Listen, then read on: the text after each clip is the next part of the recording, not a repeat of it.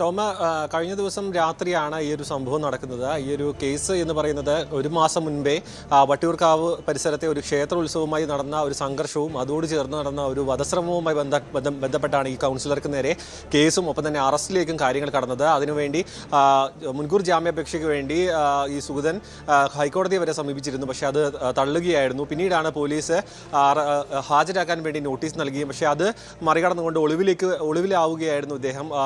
അങ്ങനെ ഈ ഒരു രഹസ്യ വിവരത്തിന്റെ അടിസ്ഥാനത്തിൽ വീട്ടിലേക്ക് രാത്രി പോലീസ് എത്തുകയായിരുന്നു. തുടർന്നാണ് ഈ ഒരു അറസ്റ്റ് തടയാൻ വേണ്ടി കുടുംബവും ഒപ്പം സുഗതനും കായികമായി പോലീസിനെ നേരിട്ടു എന്നാണ് പോലീസ് അറിയിക്കുന്നത്. മാത്രമല്ല ഇവിടെ നിന്നും അറസ്റ്റ് ചെയ്ത് നീക്കാൻ വേണ്ടി പോലീസിനെ അനുവദിക്കില്ല എന്ന തരത്തിലേക്ക് BJP പ്രവർത്തകരും വീടിന് ചുറ്റും വളയുകയും തുടർന്ന് പോലീസിനെ തടഞ്ഞു വെക്കുന്ന സാഹചര്യം വന്നു. പിന്നീട് സുഗതൻ തന്നെ പോലീസിനെ ആക്രമിക്കുകയും ചെയ്തു എന്നാണ് പോലീസ് പറയുന്നത്. ആ ദൃശ്യങ്ങളടക്കം പുറത്തേക്ക് വന്നിരുന്നു. ഇതിനായാലും ഈ ഒരു കാര്യങ്ങൾ കൈവിട്ടു പോകുന്നു എന്ന് കണ്ടപ്പോഴാണ് പോലീസ് SHO ആയിട്ടുള്ള വിപിൻ ആകാശത്തേക്ക് വെടിവെക്കുന്നത്. തുടർന്നാണ് ഈ സംഘർഷാവസ്ഥയെ അയവുകയും പ്രവർത്തകരടക്കം ഇവിടെ നിന്ന് മാറിപ്പോവുകയും ചെയ്തത്.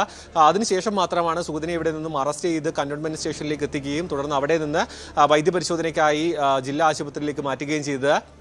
എന്തായാലും ഇതുമായി ബന്ധപ്പെട്ട് പോലീസ് കമ്മീഷണർ അടക്കം പ്രതികരണം നടന്നിരുന്നു. നമ്മൾ നേരത്തെ കേട്ടതാണ്. ഒപ്പം തന്നെ ആഭ്യന്തരമന്ത്രി അടക്കം പറഞ്ഞത് ഈ ഒരു പ്രതിയെ അറസ്റ്റ് ചെയ്യാനെത്തിയ പോലീസ് കൃത്യമായി കൃത്യനിർവഹണം നടത്തുകയായിരുന്നു. മാത്രമല്ല ഈ ഒരു ആത്മവീര്യം ചോരുന്ന രീതിയിലുള്ള പ്രചരണങ്ങൾ മാറ്റി നിർത്തണമെന്നടക്കം പറയുന്നു. കാരണം കുട്ടിക്ക് നേരെ തോക്ക് ചൂണ്ടി ഒപ്പം ഭാര്യയെ ഉപദ്രവിച്ചു എന്നടക്കമുള്ള ആരോപണങ്ങൾ കുടുംബവും സുഗതനും തുടക്കം തന്നെ ഉയർത്തിയിരുന്നു. പക്ഷേ അതെല്ലാം പോലീസ് തള്ളുകയായിരുന്നു. കാരണം പോലീസിന് നേരെ വലിയ രീതിയിൽ മർദ്ദനം അല്ലെങ്കിൽ പോലീസിനെ ഉപദ്രവിക്കുന്ന തരത്തിലേക്ക് കാര്യങ്ങൾ എത്തുകയും ഔദ്യോഗിക കൃത്യനിർവഹണം തടസ്സപ്പെടുത്തുക എന്നടക്കമുള്ള കാര്യങ്ങളിലേക്ക് കാര്യങ്ങൾ എത്തിയിരുന്നു. അതിന്റെ ഭാഗമായിട്ടാണ് ഇന്ന് പോലീസ് കേസ് എടുത്തിട്ടുണ്ട്. കാരണം കഴിഞ്ഞ ദിവസം പോലീസിന് നേരെ കായികമായി സുഗതൻ ഉപദ്രവിക്കുകയും ഒപ്പം പോലീസിന്റെ കൃത്യനിർവഹണം തടസ്സപ്പെടുത്തുകയും ചെയ്തതിന്റെ പേരിൽ മറ്റൊരു കേസ് കൂടി ഇയാൾക്കെതിരെ ചുമത്തുകയും ചെയ്തിട്ടുണ്ട്.